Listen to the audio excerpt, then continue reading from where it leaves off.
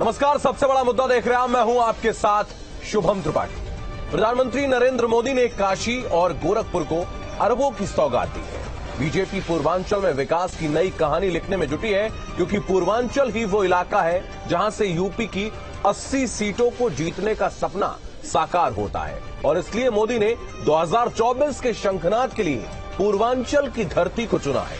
लेकिन पूर्वांचल का पथ इतना आसान भी नहीं है, क्योंकि विरोधी दल बीजेपी की राह में रोड़ा अटकाने के लिए तैयार है। 2019 में भले ही बीजेपी 26 लोकसभा सीटों में से 19 सीटें जीतने में कामयाब रही हो, लेकिन इस बार पूर्वांचल को साधना बीजेपी के लिए आसान नहीं होगा। सबसे बड़ा मुद्दा में आज इसी पर हम चर्चा करेंगे, लेकिन उससे पहले सवाल यह है कि क्या पूर्वांचल से निकलेगा 24 की जीत का रास्ता? मोदी योगी बेजोड़ एकता को देंगे तोड़।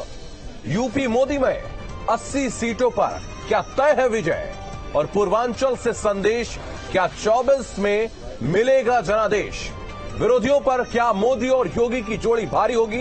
ये तमाम वो बड़े सवाल हैं जिनके जवाब इस कार्यक्रम में हम तलाशेंगे, लेकिन उससे पहले ये रिपोर्ट देखिए। बीते 9 वर्षों में हमने सिर्फ एक परिवार और एक पीढ़ी के लिए सिर्फ योजनाएं नहीं बनाई हैं, बल्कि आने वाली पीढ़ियों का भविष्य भी सुधर जाए, इसको ध्यान में रख करके काम किया है।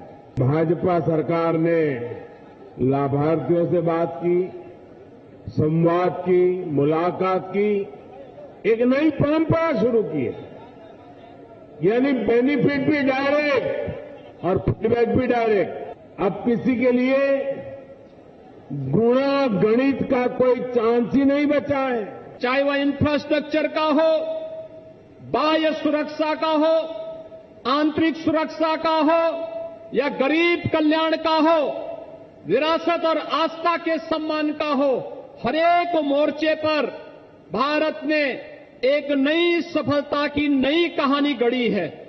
आज भारत के बारे में दुनिया का दृष्टिकोण बदला है।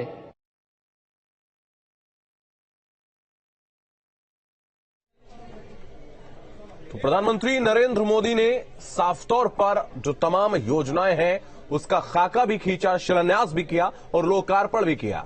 और मुख्यमंत्री योगी आदित्यनाथ ने अपने उद्बोधन में कहा कि भारत के प्रति जो लोगों का, दुनिया का दृष्टिकोण है वो बदला है।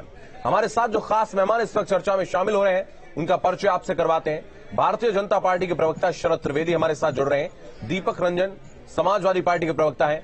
अरुण राजभर हमारे साथ जुड़ रहे हैं, एसबीएसपी के राष्ट्रीय महासचिव हैं। सचिन रावत कांग्रेस प्रवक्ता हमारे साथ जुड़ रहे हैं। आप सभी का बहुत स्वागत है। अरुण, मैं आपसे शुरुआत करना चाहूंगा इस कार्यक्रम की। पूर्वांचल पर चूंकि जोर दिया जा रहा है और 80 सीटें जो उत्तर प्रदेश में लोकसभा की हैं, उनमें से जो 26 सीटें पूर्वांचल की हैं, कहते हैं कि जो जीतता है वो कहीं ना कहीं जीत का मार्ग जो है वो प्रशस्त कर देता है। आपकी पार्टी पूर्वांचल में एक अच्छा उनका जनाधार है। कैसे देखते हैं प्रधानमंत्री की जो विजिट है इसको और आने वाले चुनाव को? चुनाव नजदीक आ रहे हैं, देश के प्रधानमंत्री, उत्तर प्रदेश के मुख्यमंत्री वो दौरा करेंगे। वही नहीं, विपक्ष के नेताओं को भी दौरा करना चाहिए। वो भी दौरा कर नहीं रहे हैं। लेकिन जिस तरीके से पूर्वांचल और उत्तर प्रदेश की बात आपने स्टोरी में भी बताया कि उत्तर प्रदेश ही देश की सियासत तय करता है और दिल्ली का सफर उत्तर प्रदेश से ही जुड़ता है। और पूर्वांचल जहां तक होता है वो क्रांतिकारी धरती रहा है और वहां से हमेशा से लोगों में एक क्रांति आई है, जब जब लोगों ने एकजुटता दिखाया है। और जिन लोगों ने पिछड़े वर्गों को, दलितों को, अल्पसंख्यकों को, गरीबों के साथ जिन लोगों ने छलने का काम किया, उन लोगों ने उनका साथ छोड़ करके दूसरे पाले में जाने का कोशिश किया है। आप देखेंगे कि 2017 के रिकॉर्ड उठाकर देखेंगे और 2022 का रिकॉर्ड उठाकर देखेंगे तो गाजीपुर में भारतीय जनता पार्टी की सरकार 2017 में 7 सीट जीती थी, लेकिन इस 2022 में एक भी सीट नहीं जीत पाई। तमाम भी विकास के दावे किए गए, तमाम माननीय प्रधानमंत्री, मुख्यमंत्री जी दौरा किए, लेकिन वहां की जनता समीकरण के आधार पर वहां खड़ी हुई। लेकिन यह बात उत्तर प्रदेश की राजनीति करने वाले नेताओं को समझ में नहीं आ रही है, चाहे वो सपा हो, चाहे बसपा हो, कांग्रेस हो। ये सिर्फ आपस में लड़ाई लड़ रहे हैं। बीजेपी तो अपने अभियान में लग गई है, लेकिन अभी इनका कोई रोड नहीं। आपका चूंकि धीरे धीरे, मैंने जिस तरीके से आपसे, हमारे तमाम सहयोगियों ने भी बात की, आपके पिताजी ओपी राजभर साहब से बातचीत की, धीरे धीरे दृष्टिकोण बदल रहा है, आपके जो बयान है वो बदल रहे हैं और बीजेपी का जो सीट का बंटवारे का समीकरण है वो भी लगभग तय हो चुका है। 2 सीटें जहां उन्होंने अपना दल एस के लिए तय की हैं, 1 सीट आपके लिए रिजर्व कर रखी है, आप आएंगे कि नहीं आएंगे। और आपके ही चुनाव लड़ने की मैंने कई खबरें भी देखी, पता नहीं उसमें कितनी सत्यता है, आज आप उसका बताएंगे कि उसमें कितनी ज्यादा सच्चाई है। तो इस साल शादी हो गई है, अगली साल के सांसद भी बन जाएंगे।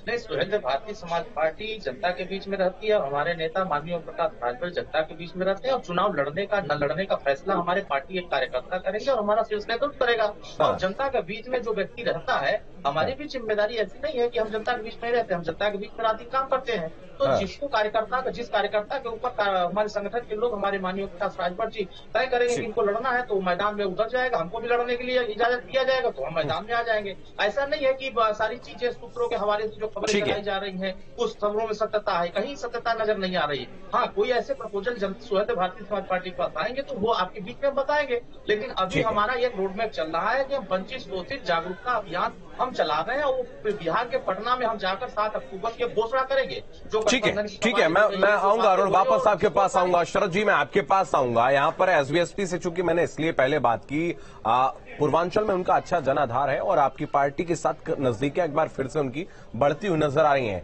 जो आपका टिकट बंटवारे का जो एक आप नियम तय करते हैं, लोगों का सर्वे करवाते हैं, लोगों के बीच जाते हैं, उसको लेकर क्या अभी तक समीकरण बना रहे हैं? प्रधानमंत्री तो अब से जुट गए और आज से हम कह सकते हैं कि आधिकारिक रूप से श्री गणेश हो गया है। शुभम जी, देखिए, जिस तरह का विकास उत्तर प्रदेश में हो तो ये तो निश्चित है कि भारतीय जनता पार्टी को पूर्ण बहुमत मिलेगी। उत्तर प्रदेश में 80 में से 80 सीटें मिलने वाली हैं और जिस तरह के विकास के कार्य पिछले 7 साल में उत्तर प्रदेश में हुए हैं, ईज ऑफ बिजनेस में उत्तर प्रदेश दूसरे नंबर पे आ गया है, अंतर्राष्ट्रीय एयरपोर्ट में पहले नंबर पे आ गया है, इंफ्रास्ट्रक्चर में 13 से 5वें पायदान पे आ गया है।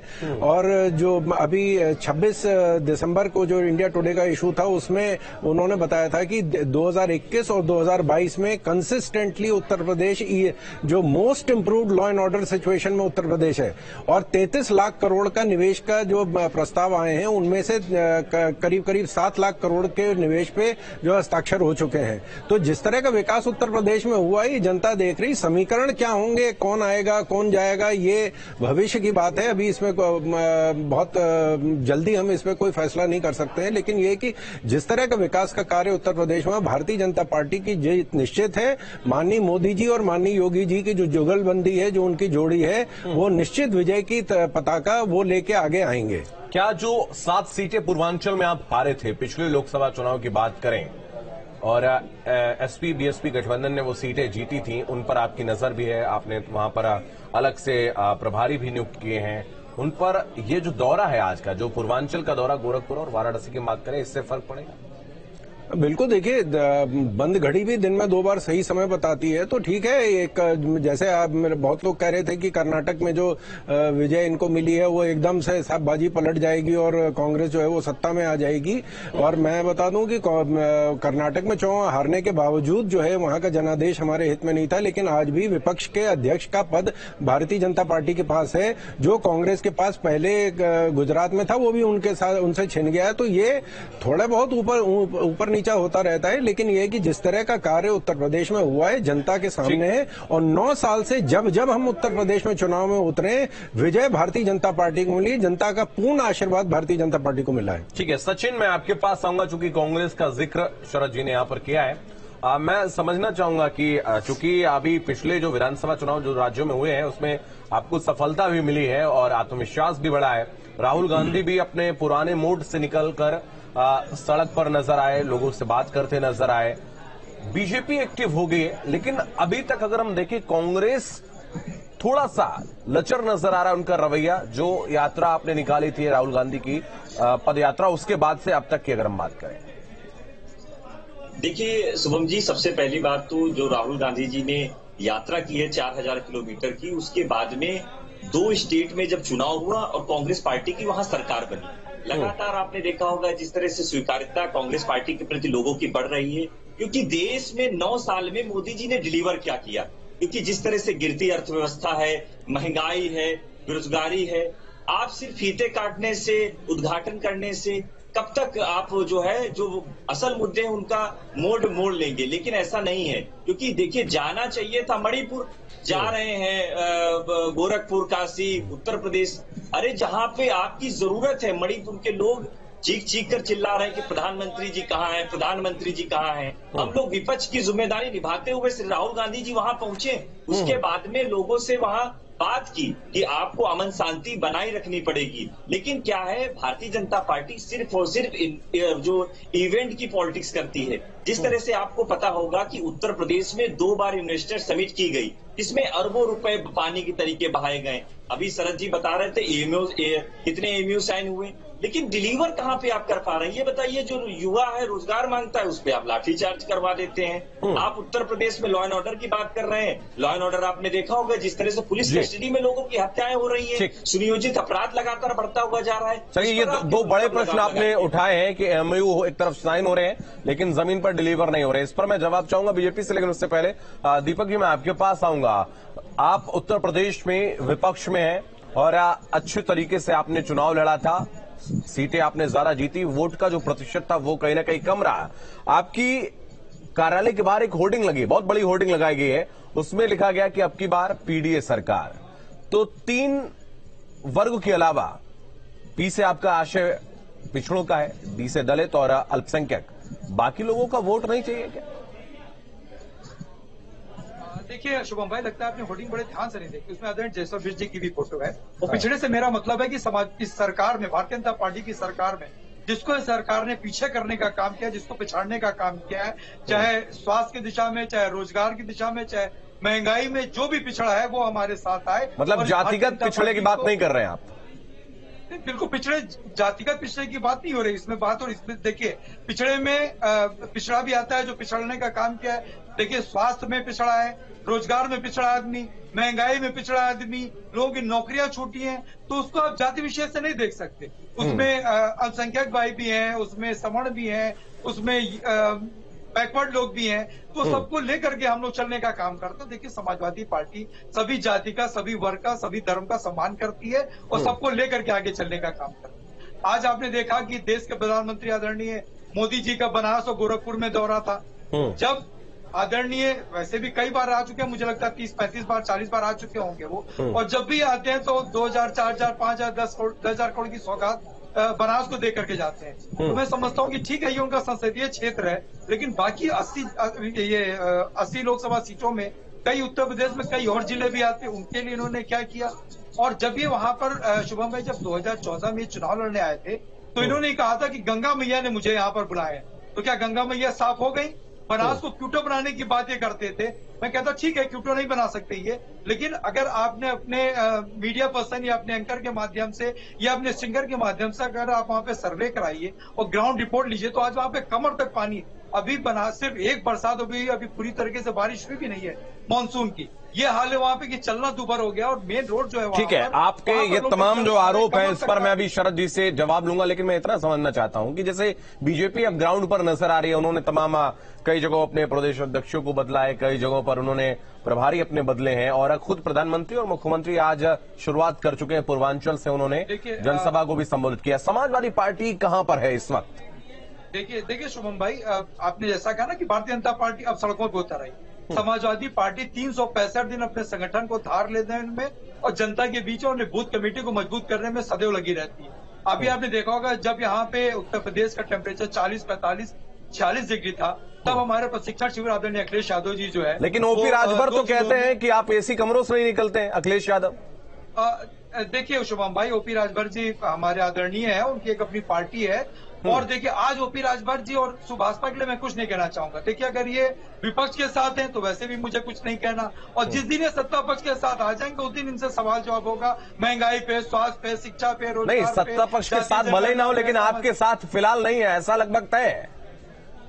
नहीं, लेकिन हमेशा हर वक्तव्य में अपने ये कहते हैं कि खुल करके देखिए जनता बिल्कुल एकदम खुलासा चाहती है और जनता चाहती है कि आदरणीय ओम प्रकाश राजभर जी अपनी पार्टी जिसके साथ है। दीपक जी मैं वापस आऊंगा आपके पास। शरद जी, चूंकि आपने बाकी लोगों को सुना है, बहुत सारे आरोप लगाए गए हैं। जो अभी कहा गया कि इन्वेस्टर समिट होती है, एमओयू साइन किए जाते हैं, जमीन पर धरातल पर वो नजर नहीं आते हैं। एक आरोप लगाया है अभी यहां पर समाजवादी पार्टी के प्रवक्ता ने, उन्होंने साफ तौर पर कहा है कि प्रधानमंत्री का संसदीय क्षेत्र है, वो आते हैं हर बार, हजारों करोड़ की परियोजनाएं ले जाते हैं, लेकिन कहीं भी कुछ बदलता नहीं है। और बाकी लोकसभा क्षेत्रों का क्या? शुभम जी देखिए, कहना अलग चीज है और करना अलग चीज है। ये कोई पंक्चर चिपकाने की दुकान नहीं बनाने की, 2 टायर आपने टांगे और दुकान खोल दी। अगर आप इंफ्रास्ट्रक्चर की बात कर रहे हैं, भूमि अधिग्रहण होता है। अभी 5000 एकड़ जमीन जो है वो भूमि अधिग्रहण हुआ है डिफेंस कॉरिडोर के लिए। उत्तर प्रदेश में जमीन नहीं थी, जमीन का इंतजाम करना है, पानी का इंतजाम करना है, बिजली का इंतजाम करना है, इसमें समय लगता है। इंफ्रास्ट्रक्चर एक दिन में बनता नहीं है, एक दिन में बिगड़ता नहीं है। तो जिस जर्जर अवस्था में उत्तर प्रदेश भारतीय जनता पार्टी को मिला था, वहां से हम लोगों ने कार्यक्रम शुरू किया है। और ये पीडीए के तहत ये सोशल इंजीनियरिंग कर रहे हैं, हम सोशल डिलीवरिंग कर रहे हैं। किसी भी पार्टी के किसी भी कॉम्बिनेशन को आप ले लीजिए, तो उत्तर प्रदेश में हमसे पहले 43 लाख मकान जो हमने पिछले 7 साल में बनाए, किसने बनाए हैं? उत्तर प्रदेश में 1 करोड़ 60 लाख बिजली के कनेक्शन, 1 करोड़ 80 लाख गैस के कनेक्शन, और दिल्ली की आबादी से ज्यादा उत्तर प्रदेश में हम लोगों ने शौचालय बनाए। उत्तर प्रदेश में, और अगर केंद्र की जैसे भी बात कर रहे थे कि साहब बेरोजगारी, गरीबी और महंगाई बढ़ रही है, पूरे विश्व में महंगाई की दर भारत में सबसे कम है। जो अर्थव्यवस्था के बढ़ने की दर सबसे ज्यादा है, तकरीबन 6% है। उस चाइना की शायद भारत से थोड़ी सी ज्यादा है, बाकी 6% है। बाकी विश्व की जितनी महाशक्तियां हैं वो 1 से 1.5% के लिए उनके लाले पड़े हुए हैं। अभी अमेरिका में 4 बैंक धराशायी हो गए, बड़े बैंक। भारत का कोई भी बैंक ऐसा नहीं है जिसने अपनी 10,000 करोड़ 10,000 से लेके और 10 लाख करोड़ तक उसने अपना डिपॉजिट नहीं बढ़ाया है। भारत जो है आज, जो पहले 2014 में 12वें नंबर पे था, वो अब 5वें पायदान पे आ गया। तो अगर 9 साल में इसको बांटा जाए तो तकरीबन हर 1.25 साल में हम 1 पायदान ऊपर आ रहे हैं। इससे तेज अर्थव्यवस्था चलने वाली विश्व में कोई नहीं है। जिस तरह का विकास कार्य हुआ है, आज निर्यात जो है हमारा 877 बिलियन डॉलर का है। इतिहास में कभी अगर इस तरह का हुआ हो तो बता दें। कोई भी फील्ड नहीं है। हमारे जो फॉरेन एक्सचेंज रिजर्व्स हैं वो 700 बिलियन डॉलर के आसपास है। कि आपकी तमाम बातें होती हैं, अंतर्राष्ट्रीय स्तर पर अर्थव्यवस्था बढ़ रही है, लेकिन जो गरीब है, जो लोग हैं, उन तक ये बातें नहीं पहुंच रही हैं, उनको फायदा नहीं पहुंच रहा है। वो सीधे शिक्षा, स्वास्थ्य, सुरक्षा, ये तमाम 3 जो बातें हैं, इनको लेकर उनका ध्यान केंद्रित होता है और वो नहीं डिलीवर कर पा रहे हैं। आप ये आरोप है। शुभम जी, स्कूल चलो अभियान में 1 करोड़ 93 लाख बच्चों को हम लेके गए हैं। उत्तर प्रदेश में 60 मेडिकल कॉलेज ऑपरेशनल हो गए हैं। 4 जो एम्स बनाने थे जिसमें से 2 ऑपरेशनल हो चुके हैं। उत्तर प्रदेश में जो आप जैसे भी कह रहे थे हमारे मित्र की साहब, ये खाली मोदी जी के क्षेत्र में विकास होता है, तो हमारे यहाँ जो दादरी में जो एयरपोर्ट बन रहा है जेवर में, वो सबसे बड़ा एयरपोर्ट भारत का बन रहा है। वो पश्चिमी उत्तर प्रदेश में बन रहा है। वो माननीय न मोदी जी का संसदीय क्षेत्र है, न योगी जी का विधानसभा क्षेत्र है। ठीक है, और आप देखें कि मेरठ एक्सप्रेसवे है, 3 साल के अंदर वो ऑपरेशनल हो गया। रैपिड रेल ट्रांसपोर्ट सिस्टम पश्चिमी उत्तर प्रदेश में बन रहा है। ठीक है, मैं वापस आऊंगा। अरुण, मैं आपके पास आऊंगा। सीधे तौर पर अभी जो पीडीए की हम बात कर रहे थे, आपने समाजवादी पार्टी के प्रवक्ता को सुना। उन्होंने कहा कि पी से हमारा आशय पिछड़ा नहीं है, बल्कि तमाम रूप से जो पिछड़े हैं लोग, चाहे वो शिक्षा में, स्वास्थ्य में, सुरक्षा में, महंगाई में, तमाम बातों का उन्होंने जिक्र किया है। तो हम क्या माने, कौन वो पीडीए हैं? क्या पी से वही आशय जो ये समझाना चाह रहे हैं, या फिर कुछ और है, या फिर जो लड़ाई राजभर साहब लड़ते हैं? हाँ, ये शायद हमारे प्रवक्ता साहब हैं इस्तीफा के, इनको शायद वो बैनर नहीं पढ़े हैं। अगर वो बैनर पढ़े होते या श्री अखिलेश यादव जी का बयान पढ़े होते या समझे होते, तो उसपे उन्होंने साफ साफ वो कह रहे हैं कि पीडीए का मतलब होता है पिछड़ा, दलित, अल्पसंख्यक, मुस्लिम। इसके अलावा और कुछ नहीं कह रहे हैं। और ये सही बात कह रहे हैं कि जब तक पिछड़ा, दलित, अल्पसंख्यक एकजुट नहीं होगा, हम भाजपा को नहीं हरा पाएंगे। लेकिन कैसे हरा पाएंगे? आप बहुजन समाज पार्टी को अपने साथ रखना नहीं चाहते। आपने खुद ही बयान दिया है कि हम बसपा से गठबंधन करके हमारा अनुभव अच्छा नहीं रहा है, हमारा कांग्रेस से गठबंधन करके अनुभव अच्छा नहीं रहा है, और हमारा बहुत सारे हमने एक्सपेरिमेंट किया, हमारा कोई अनुभव नहीं रहा। कैसे आपका अनुभव अच्छा रहेगा? भैया, आप जनता के बीच में जाते नहीं हो, खाली टीवी पे आकर बकड़ बकड़ बकते हो, ट्विटर पर आकर के लिख दोगे कि पूर्वांचल एक्सप्रेस वे टूट गया, देखिए धंस गया, ये योगी सरकार का काम है। आपके साथ कैसा अनुभव रहा अरुण जी? आपके साथ कैसा अनुभव रहा? 20 बार धंसा था, तब तो आपने नहीं बोला था। तो सरकार में कोई भी सरकार होती है वो विनाश नहीं करती है। जैसे आपने शरद भाई का बात सुना है, आपने भारतीय जनता पार्टी प्रवक्ता बोले, जिसको भी मौका मिलेगा, सपा को मौका मिला था सैफई को चमकाने का प्रयास किया था, बसपा को मौका मिला था गाजियाबाद चमकाने का मौका मिला, माननीय योगी जी को मौका मिला है गोरखपुर चमका रहे हैं, बनारस में प्रधानमंत्री चमका रहे थे। इसमें बहुत बड़ी बात नहीं है, किसी को भी, हमको भी मौका मिलेगा तो हम गाजीपुर को चमकाने का प्रयास करेंगे, हम बलिया को चमकाने का प्रयास करेंगे। तो सत्ता जिसके हाथ में आती है वो विकास का काम करता है, कोई विनाश का काम नहीं करता है। बात रही इस बात की, Congress party, Samajwadi party, RLD, तमाम जो छोटे दल हैं एकजुट नहीं होंगे, ये भारतीय जनता पार्टी को उत्तर प्रदेश में नहीं हरा पाएगी। लेकिन अरुण जी उनका कहना है, अभी आपने सुना दीपक, उन्होंने कहा है कि 3.5 साल से हम जमीन पर नजर आ रहे हैं, जबकि ओपी राजभर साहब कहते हैं कि ये तो एसी कमरों से नहीं निकलते हैं। देखिए क्या है कि यही तो बात है ना, ये अपने चश्मे से उस नजरिए से देखते हैं कि हमको ये सत्ता पक्ष का आदमी मानते हैं। हम पिछड़े वर्ग के लोग लगातार इस बात को कह रहे हैं। भारतीय समाज पार्टी आज 5 तारीख से लेकर के लगातार 26 तारीख तक गांव-गांव जाकर के जन जागरण अभियान चला रही है। आप बताइए इनके पार्टी कार्यकर्ता कहाँ? ठीक है, सचिन कुछ पूछना चाह रहे हैं। सचिन कह रहे हैं कि नहीं भैया हम सरकार उलट देंगे, भाजपा को हरा देंगे, ऐसे नहीं हरा पाएंगे। ठीक है, बोलिए सचिन बोलिए। 2019 में किया, 2022 में किया, देखिए परिणाम आपने नहीं जीतने दिया भाजपा। अरुण भाई, आप भारतीय जनता पार्टी को हराना चाहते हो तो आज बताइए जमीन। ठीक है, रुक जाइए। सचिन रावत बोलिए। तो स्पष्ट करिए, आप तो अभी पेंडुलम की तरह इधर उधर ठीक है, दीपक रुक जाइए। सत्ता पक्ष के साथ हैं कि विपक्ष के साथ हैं? ठीक है, सचिन बोलिए। अपना स्टैंड नहीं क्लियर कर पा रहे हैं। शुभम जी, मेरा अरुण जी से बस यही सवाल है, अगर राजभर साहब भारतीय जनता पार्टी के खिलाफ मुखर होकर के सड़कों पे लड़ाई लड़े, वो विपक्षी दल की बात कर रहे हैं, अच्छी बात है कि कहीं ना कहीं विपक्षी एकता होनी चाहिए, लेकिन भारतीय जनता पार्टी के खिलाफ क्यों नहीं लड़ाई लड़ रहे हैं? आप लड़िए ना ग्राउंड पे, आप दूसरों बताइए जल्दी 30 सेकंड में। अरुण बताइए। आप नहीं निकल रहे, आप भी सरकार के खिलाफ लड़िए, आप सरकार के खिलाफ लड़ाई लड़िए, आप आइए ना, सबके साथ आइए।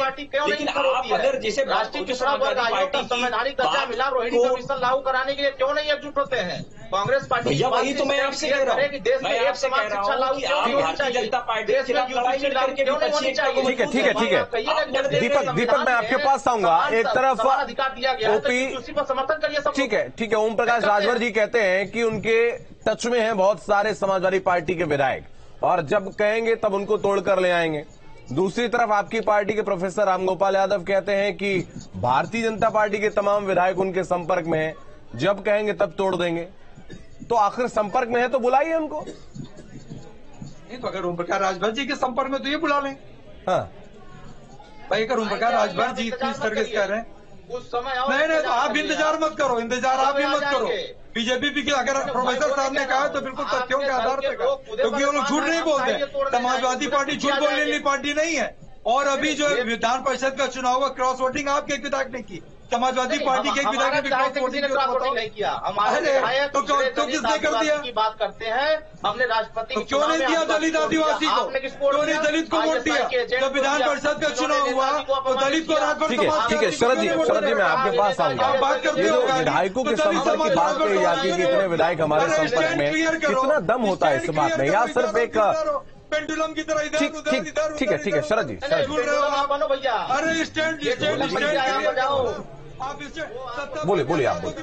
देखिए ऐसा है कि यूं तो जन्नत की खबर है, लेकिन दिल के खुश रखने को गालिब ख्याल अच्छा है। ये जो सपना देख रहे हैं बहुत अच्छा है सपना देखना, और मैं आपको गारंटी दे रहा हूं भारतीय जनता पार्टी की तरफ से कि हम सपने देखने पे कोई टैक्स नहीं लगाने जा रहे हैं। बड़े बड़े सपने देखें, और ये जो नकारात्मक सोच है कि सब सिर्फ एक बात कह रहे हैं कि हमको भारतीय जनता पार्टी को बाहर करना है, इसी नकारात्मक सोच की वजह से इनको बाहर किया गया है। जनता ने इनको नकारा है। हम काम देने वाले हैं, हम सकारात्मक विचार रखते हैं। हम विपक्ष भी हमारा कोई पिछड़ा दलित आदिवासी और अल्पसंख्यक नहीं है। हर व्यक्ति हर कण पूरे भारत का हमारा है। हम हर एक के लिए काम कर रहे हैं और हर एक को डिलीवर किया है। चाहे पश्चिमी उत्तर प्रदेश लीजिए, पूर्वांचल ले लीजिए, उत्तरांचल ले लीजिए, कहीं का आप ले लीजिए, पूरे भारत का विकास भारतीय जनता पार्टी संकल्पबद्ध है। यही हमने पहले किया था, जिस वजह से हमको 9 साल से जब हम चुनाव में गए हैं तब तक हमको आशीर्वाद मिला है। पिछले आप देखें कि उत्तर प्रदेश में 2 बार विधानसभा, 2 बार लोकसभा, 2 बार निकाय चुनाव, हर चुनाव में भारतीय जनता पार्टी को जीत मिली। और पिछली बार आप मेयर का भी आप देख लें कि पूरा सफाया हो गया है। बिल्कुल, बहुत धन्यवाद आप सभी का हमारे साथ जुड़ने के लिए इस खास कार्यक्रम में। सवाल यही है कि आने वाले समय में कौन सा दल जो है किसके साथ गठबंधन में जाएगा, क्या कुछ सीटों के बंटवारे का आकलन होगा, ये भविष्य के गर्भ में है और आने वाले समय में ये तय हो जाएगा, क्योंकि भारतीय जनता पार्टी ने तैयारी शुरू कर दी है। अब इंतजार है बाकी दलों का। इस खास कार्यक्रम में फिलहाल इतना ही। आप बने रहिए न्यूज स्टेट के साथ।